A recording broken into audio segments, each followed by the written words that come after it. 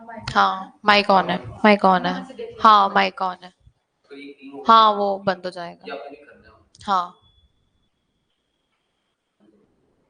ठीक है done.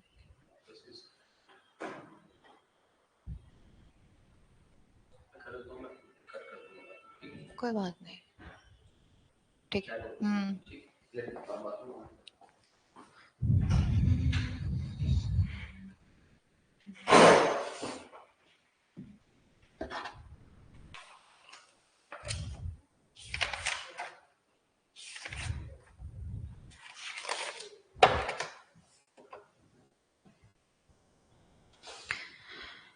Yes, good morning. Good morning. Please tell your friends to join the class.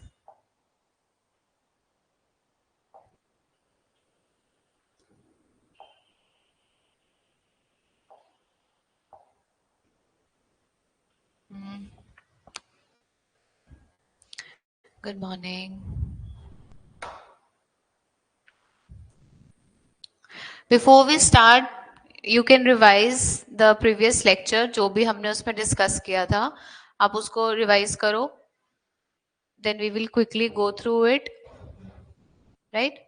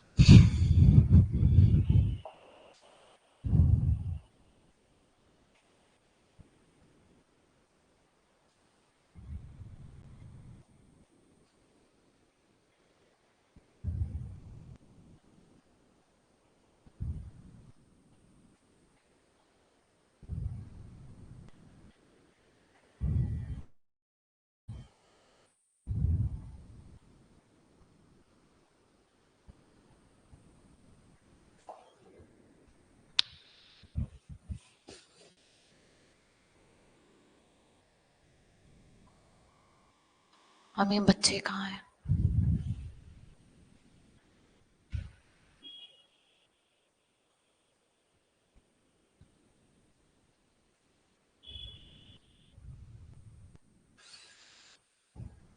Start करो.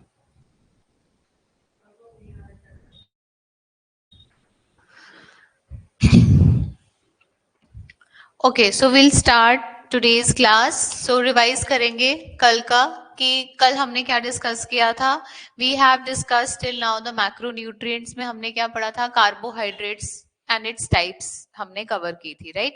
So carbohydrates का हमने क्या बताया था, what are carbohydrates? These are the compounds which are made up of carbon, hydrogen and oxygen, ठीक है, CHO, and these are also known as sugars, and these are divided into how many types? 3 types. कौन कौन सी types थी?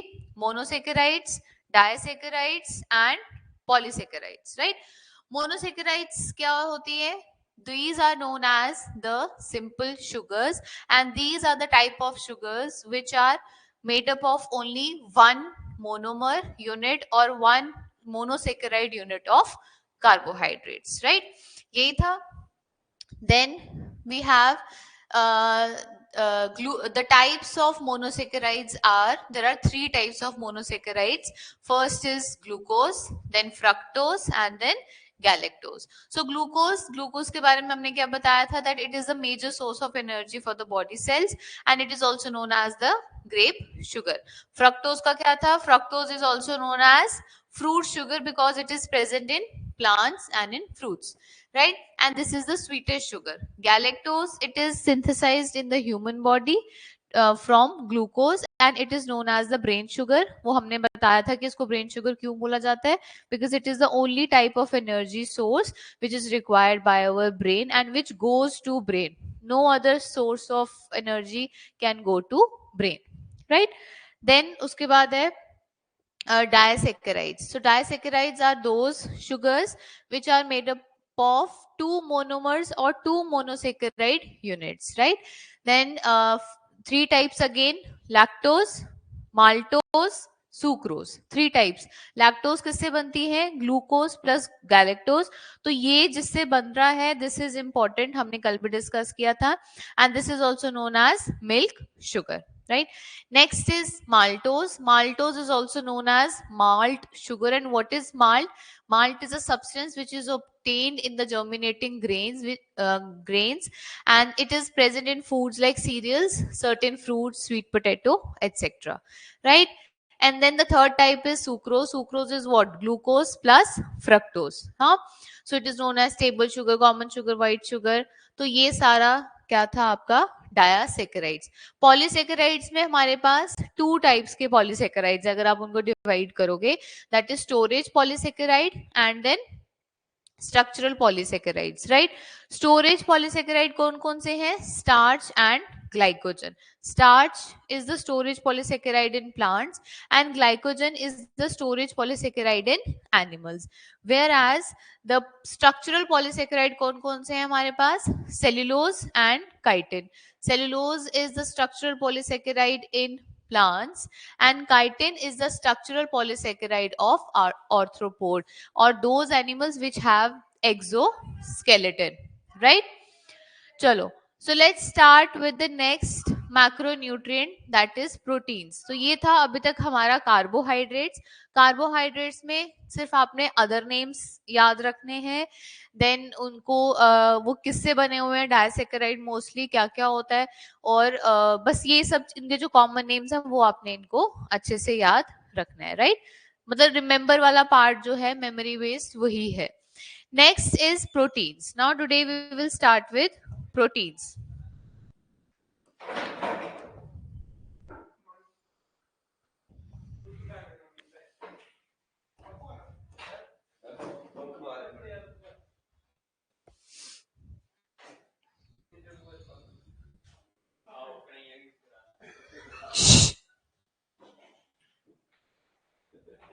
दरवाजा बंद करो.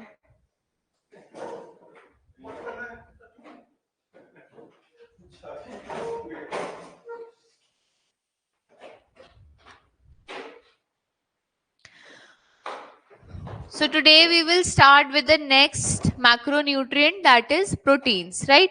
Proteins का other name क्या है? Proteins को हमने क्या बताया था? Proteins are also known as the building blocks of the body, right? अब building blocks of the body इसको इसलिए बोला जाता है because it helps in the formation of the muscles in our body. जितने भी muscles हैं, जितने भी हमारी tissues की growth है, these all are with the help of proteins. ठीक है? तो वो किसकी वजह से होती है? प्रोटीन्स की वजह से होती है. नाउ जैसे हमने बात करी थी कि carbohydrates are those substances which are made up of carbon, hydrogen and oxygen, that is CH and O. But proteins क्या होते हैं? इनको हम बोलते हैं नाइट्रोजनस सब्सटेंसेस. व्हाई? बिकॉज इनमें CHO के साथ और क्या प्रेजेंट है? नाइट्रोजन. ठीक है? मतलब जो भी इनका स्ट्रक्चर बनता है, जैसे हमने कार्बोहाइड्रेट्स में पढ़ा C6H12O6, सेम फॉर्मूला स्ट्रक्चर्स में प्रोटीन्स में CHO के साथ और हमारे पास क्या आ जाता है? Nitrogen. There is addition of nitrogen, इसलिए इनको हम क्या बोलते हैं? Nitrogenous substances. नाइट्रोजन सब्सटेंसेस वही होंगे जिनके अंदर नाइट्रोजन जो है वो प्रेजेंट होगा, right? So these are nitrogenous substances composed of CHO and N, and this is also known as the building blocks of the body. अब जब हम बात करते हैं building blocks of the body, not even your only muscles, आपके hair, आपके nails, आपके body के टिश्यूज, सेल्स, उनको बनाने में, उनकी ग्रोथ में, उनको अच्छे से डेवलप करने में भी हमें क्या चाहिए? प्रोटीन्स चाहिए, राइट? दैट्स वाई जब भी कोई न्यूबॉर्न बेबी होता है या बच्चा जो ग्रोइंग स्टेज पे होता है, जो 6 to 12 या 6 to 8 7 16 15 की एज तक होता है, तो उसको हम ज्यादा न्यूट्रिशन प्रोटीन रिच डाइट देते हैं. वाई? बिकॉज सो दैट कि उसकी डेवलपमेंट या ग्रोथ ऑफ द बॉडी जो है वो अच्छे से हो, स्ट्रांगली हो. Right? Now proteins are divided mainly into two types. Right? कौन कौन सी? एक है फाइब्रस और एक है ग्लोबुलर. नाम से पता चल रहा है फाइब्रस. फाइब्रस का क्या मतलब होगा? फाइबर क्या होता है?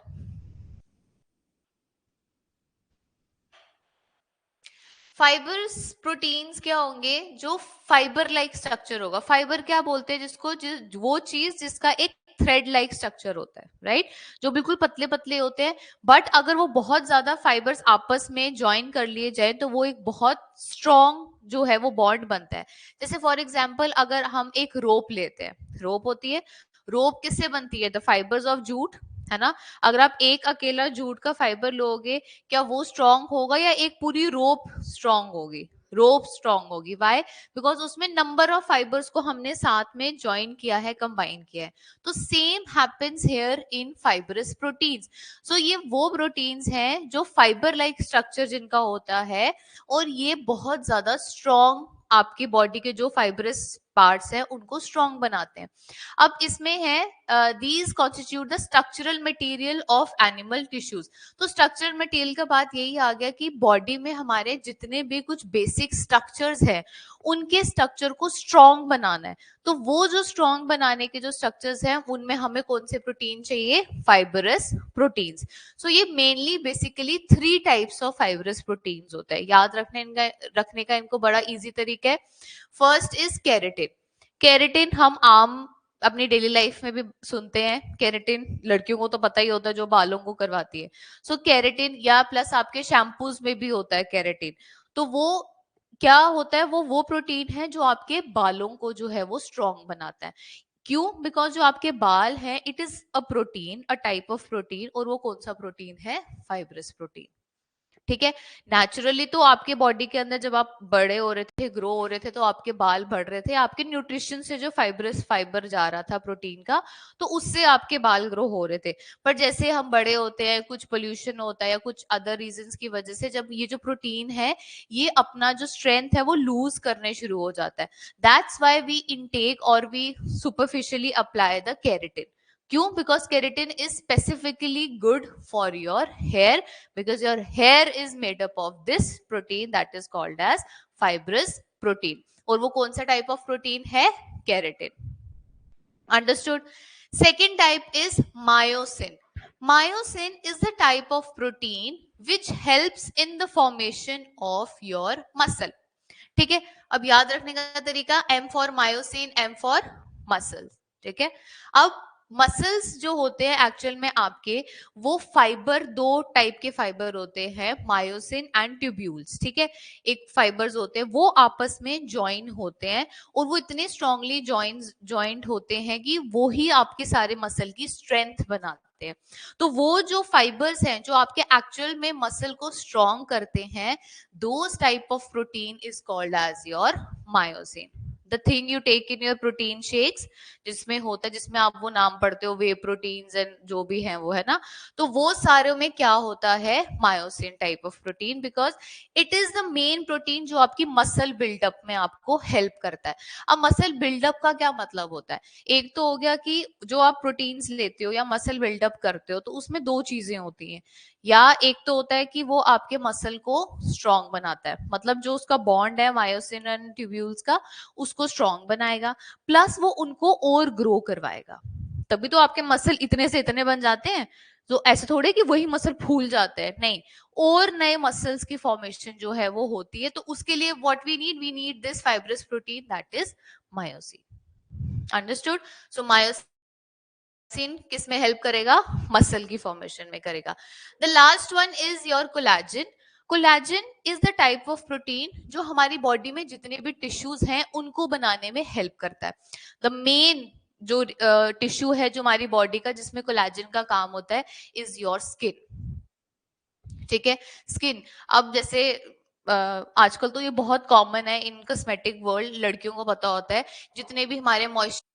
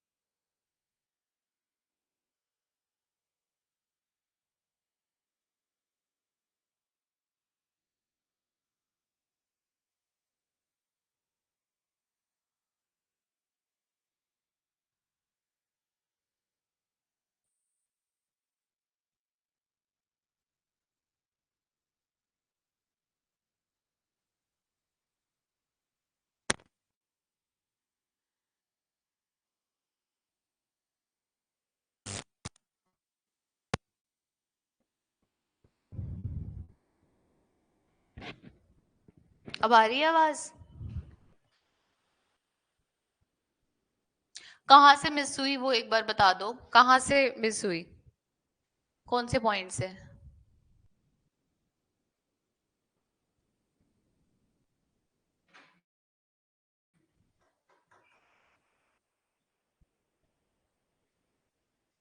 हाँ बट मुझे एक बार बता दो कौन से पॉइंट से आवाज जो है वो नहीं आ रही थी, सो दैट कि मैं वो रिपीट करूं एक बार ही।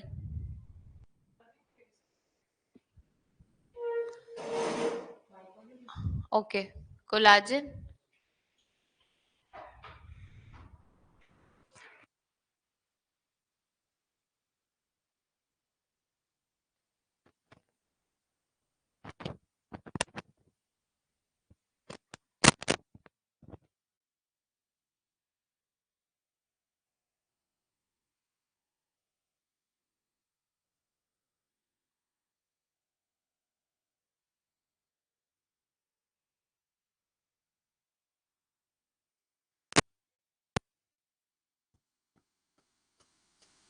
ठीक है, कोलाजन से एक बार रिपीट करते हैं। Collagen is a type of protein which helps in the formation of tissues. अब टिश्यूज जो मेन टिश्यूज हमारी बॉडी के होते हैं उनकी फॉर्मेशन में ये हेल्प करता है। And the main important tissue that is skin. तो स्किन की फॉर्मेशन में जो है वो कोलाजन बहुत बड़ा रोल करता है, और भी अदर जितने भी टिश्यूज है हमारी बॉडी में उनको भी बनाने में। अब स्किन में जो है कोलाजन उनकी हमारी स्किन को क्या करता है, जितने भी हमारी स्किन की लेयर्स हैं उसको टाइट करता है, उसको स्ट्रॉन्ग बनाता है और उसको अच्छे से मतलब बूस्ट करता है। So that is the protein that is collagen. ठीक है, सो कोलाजन क्या हेल्प करेगा tissues. These are the three types of the fibrous protein. Next comes the globular protein. Globular का मतलब क्या होगा, जैसे फाइब्रस का मतलब था फाइबर लाइक स्ट्रक्चर, तो ग्लोब्यूल का मतलब क्या होता है? ग्लोबुलर का जो वर्ड है ये आता है ग्लोब्यूल्स। तो ग्लोब्यूल्स क्या होते हैं? दीज आर दो सब्सटेंसेस जो बल्क में होते हैं। ठीक है, ये पतले पतले फाइबर लाइक स्ट्रक्चर में नहीं होते, ये मोटे मोटे बल्क्स में जो है ये प्रेजेंट होते हैं।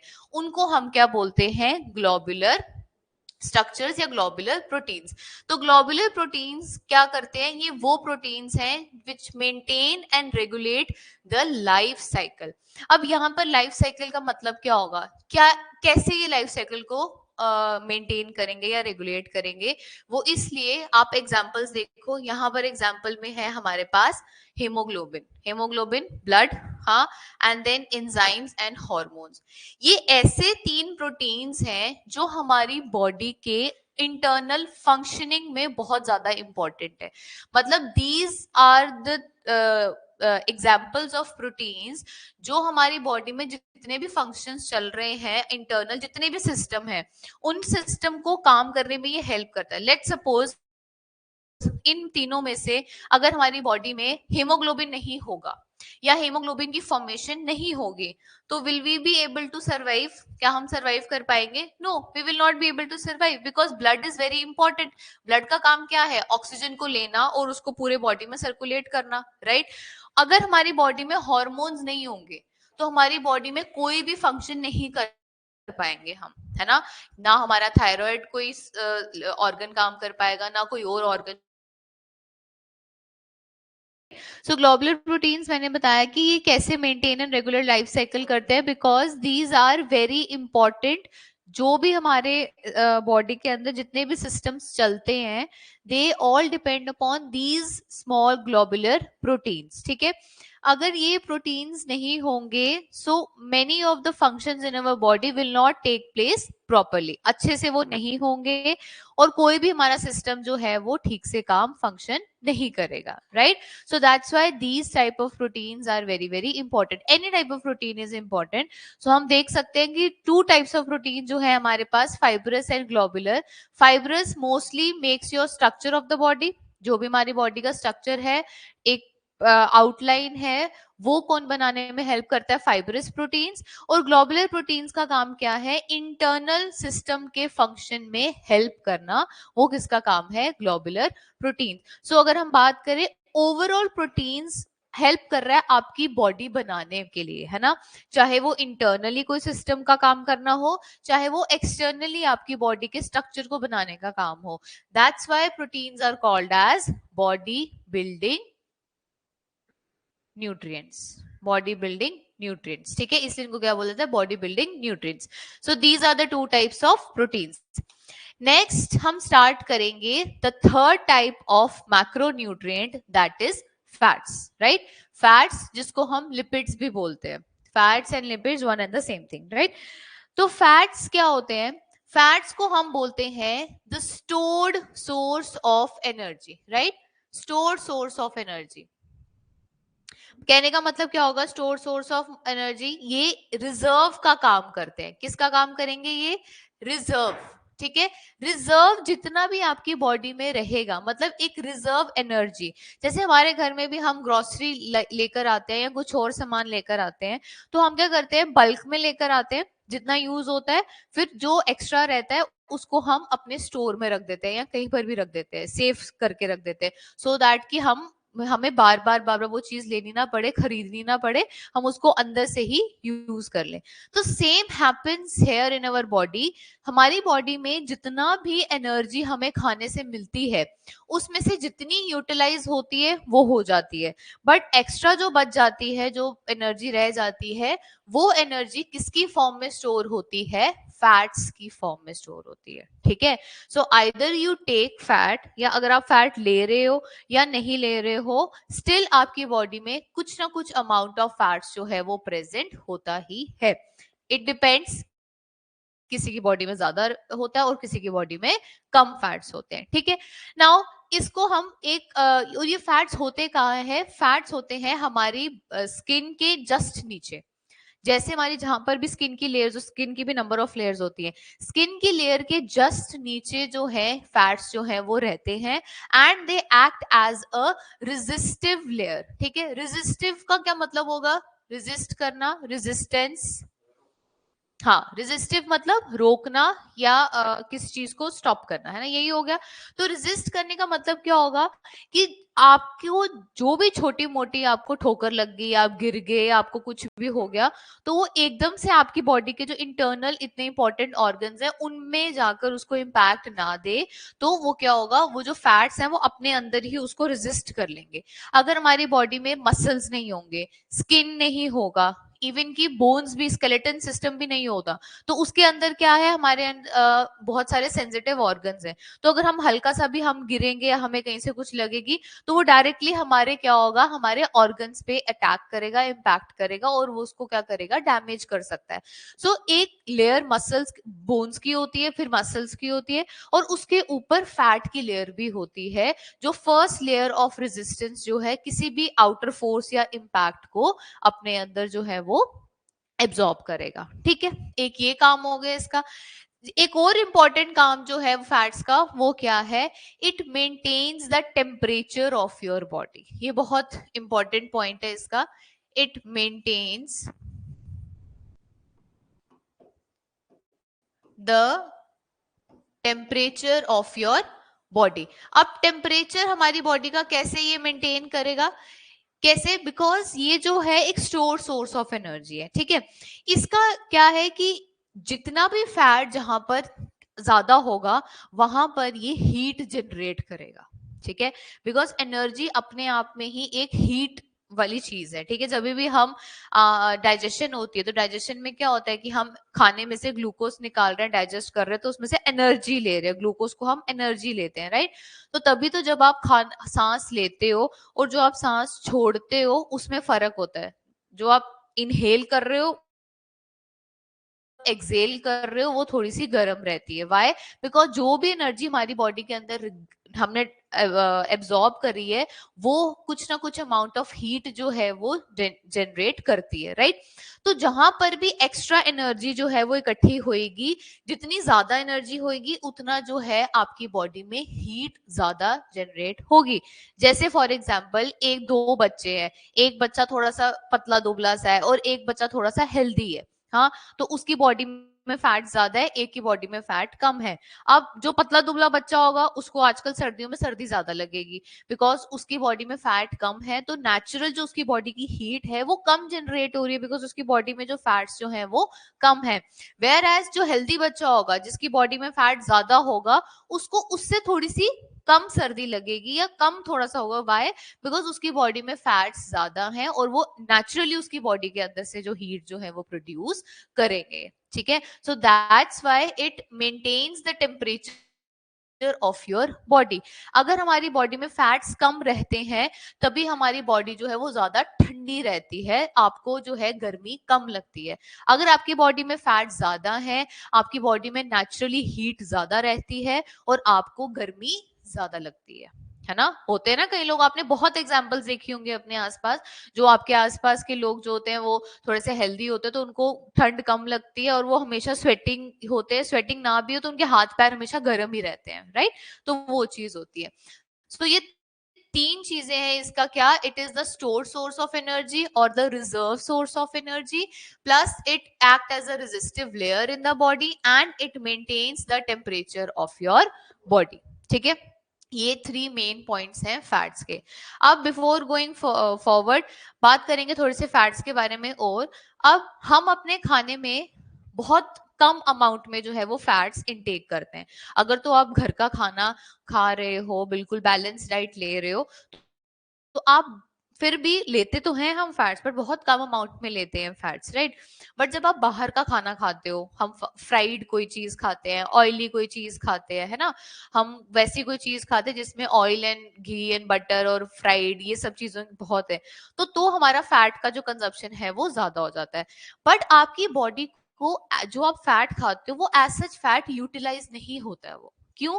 बिकॉज वो रिजर्व सोर्स ऑफ एनर्जी है, तो हमें उसमें से एनर्जी नहीं मिलती है। उल्टा जब हम ज्यादा खाना या ऑयली खाना खा लेते हैं हम लेजी फील करते हैं, है ना। क्यों? Because we take excess of food जिसमें एनर्जी नहीं थी, बट जो एज अ रिजर्व जो है हमारी बॉडी में रह रहा है। तो जो एनर्जी का सोर्स है आपके खाने में वो मेनली दो ही चीजों से आता है, दैट इज योर कार्बो, मेनली तो कार्बोहाइड्रेट से ही आता है, प्लस प्रोटीन से आता है, मगर प्रोटीन का काम है वो आपकी बॉडी में हेल्प कर रहा है बिल्डिंग में, ठीक है। बट जो फैट्स है वो डायरेक्टली यूज हमारी बॉडी में कभी भी नहीं होते हैं। फैट्स हमेशा रिजर्व ही रहेगा, आप चाहे कम खाओ चाहे आप ज्यादा खाओ, वो रिजर्व में ही जो है वो जाएगा।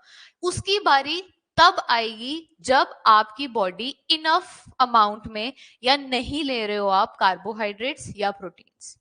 जब आप खाना नहीं खा रहे हो, जब आप फास्टिंग कर रहे हो। अब आप फास्टिंग कर रहे हो तो फास्टिंग का मतलब ये नहीं कि मैंने 2 घंटे खाना नहीं खाया तो मेरा फास्टिंग हो गया, नहीं।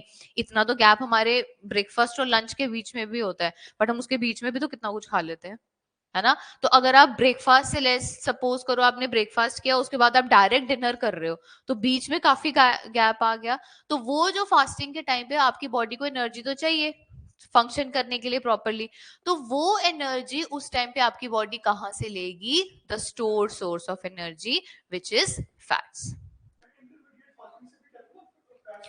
वो इसीलिए लूज होते हैं बिकॉज आप खाना आउटर सोर्स से नहीं ले रहे हो, तो जब आपकी बॉडी को आउटर सोर्स से एनर्जी नहीं मिलेगी तो वो अपनी बॉडी के फैट्स को ब्रेक डाउन करेंगे। समझ आई ये चीज? तो अपनी बॉडी के फैट्स को ब्रेक डाउन करेंगे। तो बट इंटरमिटेंट फास्टिंग में अगर आप देखो वो तभी सक्सेसफुल रहती है जब आप उसके लॉन्ग आवर्स ऑफ फास्टिंग लेते हो। 5-6 घंटे के फास्टिंग से नहीं। हाँ, वो मतलब मिनिमम 12 to 13 आवर्स का आपका जो है बीच में गैप होना चाहिए।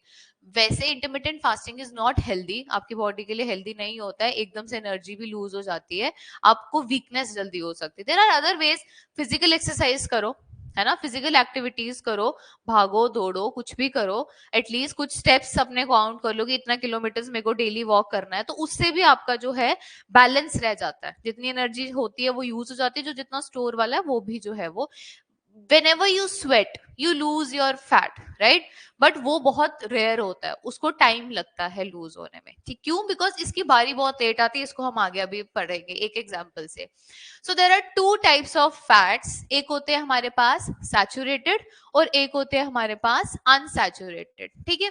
सैचुरेटेड फैट्स कौन से होते हैं? Mainly which are obtained from the animal product, जो एनिमल प्रोडक्ट है एनिमल से सोर्स किए जाते हैं उनको हम बोलते हैं सैचुरेटेड फैट्स। एंड वो कौन कौन से होंगे? And they exist in mostly solid form. मतलब solid form in the sense अगर हम बोले जैसे बटर है तो butter solid in the sense कि ऐसे नहीं कि बिल्कुल पक्का हार्ड सॉलिड, थोड़ा सेमी सॉलिड टाइप का जो आपको सॉलिड की फॉर्म में भी मिल, जैसे घी है, बटर है, मीट है, एग है। तो ये सारे सोर्सेज क्या होंगे आपके सैचुरेटेड फैट्स के। इसमें एग्जांपल क्या क्या आ गई? मिल्क, बटर, मीट, चीज, एग, फिश।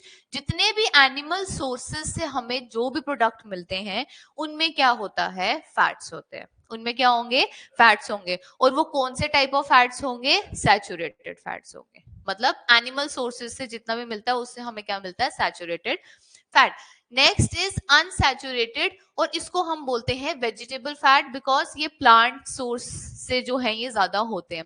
तो इसमें मोस्टली जो है आपके जितने भी ऑयल्स हैं वो आते हैं, इसलिए हम इनको बोलते हैं they exist in liquid form, mostly in liquid form. ठीक है, तो जितने भी type of oil we consume, जो हम खाते हैं, वो सारे किस में आते हैं? अनसैचुरेटेड फैट्स में। ठीक है, अब जब हम फैट्स के ये टाइप्स पढ़ते हैं, सैचुरेटेड एंड अनसैचुरेटेड, तो देखा जाए जब हम ये खाते हैं, हम डेली लेते हैं घी बटर, तो हम डेली अपने डाइट में लेते ही लेते हैं, प्लस उसके बाद हमारा खाना भी ऑयल में ही बनता है, तो इतना तो हम ले ही लेते हैं। और प्लस इंडियन हाउस होल्ड्स में तो ये एक्सेस अमाउंट में ही यूज करते हैं आप, है ना। अब बात आती है कि अगर आपने हैवी खाना खा लिया, जैसे लेट्स सपोज संडेज के दिन या छुट्टी वाले दिन मोस्टली हम क्या करते हैं? सुबह सुबह परांठे खा लेते हैं, है ना, हैवी परांठा। तो परांठा क्या होता है? फ्राइड होता है, आइदर घी और इन ऑयल और वट एवर इट इज, है ना। बीच में आलू भी है, फ्राई भी हो रहा है, तो कितना, साथ में दही भी आप खा रहे हो, तो वो भी एनिमल फैट उसमें आ रहा है। सो अब होगा क्या? आपने सुबह इतना हैवी ब्रेकफास्ट किया, उसके बाद आपको दिन में भूख नहीं लगी, तो आपने रात को कहीं खाना खाया, बट अगर आप रात को भी खाना नहीं खाओगे तो भी आपकी बॉडी सर्वाइव कर जाएगी। वाई? बिकॉज आपकी बॉडी को मौका तो मिलना चाहिए ना, कि जो आपने इतना खाया है एक्स्ट्रा, जो किसका कोई यूज नहीं था आपकी बॉडी में, आपकी बॉडी में एनर्जी नहीं चाहिए थी उसकी फॉर्म में, तो उसको यूज करने के लिए आपको उसको ब्रेक देनी पड़ेगी ताकि आपकी बॉडी उसको यूज करे। बट आपकी बॉडी जब कुछ नहीं ले रही होती है तो उसमें भी वो सबसे पहले किसको ब्रेक करती है? सैचुरेटेड फैट्स को ब्रेक करती है। मतलब यूज करने की बारी में जब बात आएगी एक्स्ट्रा, तो सबसे पहले किसका यूज किया जाएगा? Saturated fat. ठीक है, और लास्ट में फिर बारी आती है अनसैचुरेटेड फैट की। हाँ, क्यों? बिकॉज ये जो होते हैं ऑयल्स, इनको डाइजेस्ट करना हमारी बॉडी के लिए यूज करना बहुत मुश्किल है पहली बात तो, और रेयर चांस होता है कि इनकी बारी आए। ठीक है, but it depends upon someone's body also, कि आपका मेटाबॉलिज्म कैसा है, बहुत अच्छा है, कोई खा ही कम रहा है तो फिर उसके हिसाब से वो हो जाता है। बट जब आप फास्टिंग करते हो तो आपकी बॉडी फैट्स में भी सबसे पहले सैचुरेटेड फैट्स को डिसॉल्व डाइजेस्ट करने की पहले कोशिश करती है, और उतने से ही आपकी बॉडी का काम चल जाता है, और इतने में आप कुछ और खा लोगे और अनसैचुरेटेड की बारी फिर भी नहीं आएगी। नहीं, इसको अलग अलग की फॉर्म्स में होते हैं, फैटी एसिड्स की फॉर्म में जो होते हैं ये स्टोर होते हैं, वो अलग सीन है उसका। ठीक है, बट अब इसमें एक चीज मैंने बोला कि अनसैचुरेटेड फैट्स जो है ये हार्ड टू डाइजेस्ट है। अब ऑयल इसीलिए बोला जाता है कि कोई भी आप ऑयल लो, हम बोलते हैं ना एक्सेस ऑफ ऑयल जो है वो बुरा होता है हमारी बॉडी के लिए। तो ऑयल आप बेशक ऑलिव ऑयल में खाना खा रहे हो, चाहे आप मस्टर्ड ऑयल में खाना खा रहे हो, चाहे आप कोई भी ऑयल यूज कर रहे हो, तो oil, any type of oil is harmful for your body. Harmful in the sense की मतलब उसको डाइजेस्ट करने में मुश्किल रहती है। तो आपको क्या ध्यान रखना है? द अमाउंट यू टेक, है ना। मैंने पहले भी ये बात बताई थी कि जितना आप अमाउंट लेते हो वो मैटर करता है ना।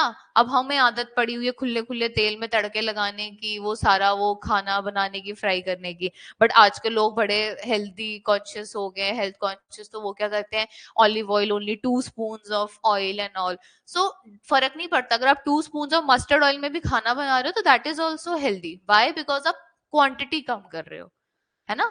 तो ऑयल कोई भी है वो आपकी बॉडी में टाइम लगेगा, उसको वो रहेगा वहीं पर ही, but it depends the amount you take. समझ आया ये चीज? तो ये इंपॉर्टेंट है। फैट्स में 2 टाइप्स होते हैं, सैचुरेटेड जो एनिमल फैट्स होती हैं, और अनसैचुरेटेड क्या होती हैं? जो वेजिटेबल फैट्स होते हैं, जिनमें सारे हमारे क्या आते हैं? ऑयल्स आते हैं। ठीक है, समझ आई ये चीज?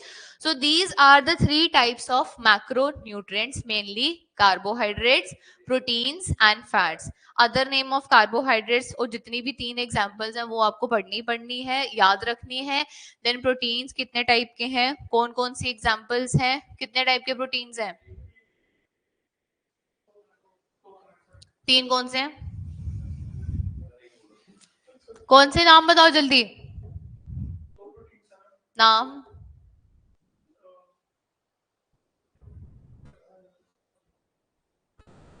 तुम भी बोल लो कुछ।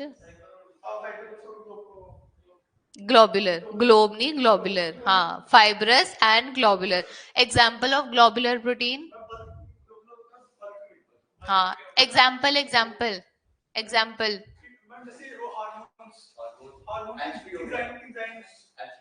Hormone, enzymes and haemoglobin. और फाइब्रस,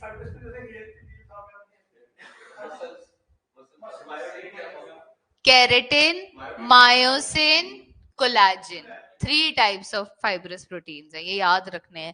फैट्स हमारे पास कितने हैं? 2 टाइप्स के, सैचुरेटेड एंड अनसैचुरेटेड। ठीक है, ये था हमारा मैक्रोन्यूट्रिएंट्स। नेक्स्ट हमने स्टार्ट करना है माइक्रोन्यूट्रिएंट्स। तो माइक्रोन्यूट्रिएंट्स है हमारे पास 2 टाइप्स के, आपको पता है, विटामिन्स एंड मिनरल्स। ठीक है, विटामिन्स एंड मिनरल्स जो है, अब ये जो माइक्रोन्यूट्रिएंट्स है, इनका मेन जो काम है, it is not to give energy in our body. इनका काम हमें हमारी बॉडी को एनर्जी नहीं देना है, बट इनका और बहुत छोटे छोटे एसेंशियल काम है जो हमारी बॉडी में बड़े जरूरी है। जैसे फॉर एग्जाम्पल, एक इंस्टीट्यूट है, वहां पर एक बॉस है, तो बॉस के अंडर कुछ मैनेजर्स हैं। ठीक है, अब बॉस का रूम उधर है, मैनेजर का रूम इधर है, बाकी इंप्लॉइज का रूम आगे पीछे है, तो उनको आपस में कोऑर्डिनेट करना है, तो वो तो फोन करेंगे। ठीक है, वो तो हो गया वन थिंग। बट अगर कोई सामान पहुंचाना है, कोई ऐसे वर्बली किसी को कुछ पहुंचना है, सफाई वगैरह करवानी है या कुछ अरेंजमेंट करवानी है, तो हमें वहां पर एक और सब स्टाफ चाहिए जो छोटा मोटा काम करेगा। ये सफाई कर दो, यहाँ पर मीटिंग होनी है, वो वहां पे कर दो, डेस्क अरेंज कर दो। तो उसके लिए हमें छोटे छोटे काम करने के लिए एक अलग सेपरेट जो है वो एंटिटीज चाहिए, राइट? तो वही सेम काम हमारी बॉडी में भी कौन करते हैं? माइक्रो न्यूट्रिएंट्स करते हैं, but they are very important. एक दिन भी वो छुट्टी मार लेंगे तो हमारे लिए मुश्किल हो जाएगी। सफाई कौन करेगा, अरेंजमेंट कौन करेगा, सही सामान कौन रखेगा, राइट? सो इसीलिए माइक्रो न्यूट्रिएंट्स जो है वो एनर्जी नहीं देते हैं, they don't provide us energy, but they do very important small essential works। ठीक है, अब जैसे क्या essential work हो सकता है? आपने जो खाना खाया, कईयों की बॉडी में होता है कि आप अच्छे से खाना तो खा रहे हो, बट वो आपकी बॉडी में लग नहीं रहा है ना, एग्जैक्ट वो एब्जॉर्प्शन नहीं हो रही जितना आप इनटेक कर रहे हो, तो उसको करने में हेल्प करेगा। आपके सेल में कोई काम पहुंचाना है, वो एक एनर्जी पहुंचानी है, नहीं पहुंच पा रही है, कुछ हो रहा है, तो वो जो छोटे छोटे काम है, एसेंशियल काम है, वो कौन करेगा? माइक्रोन्यूट्रिएंट्स करेंगे, विटामिन्स एंड मिनरल्स। समझ आई ये चीज? सो इसीलिए ये एनर्जी नहीं देते हैं, but they perform very essential work in our body. ठीक है, so will start it tomorrow, next class में करेंगे इसको।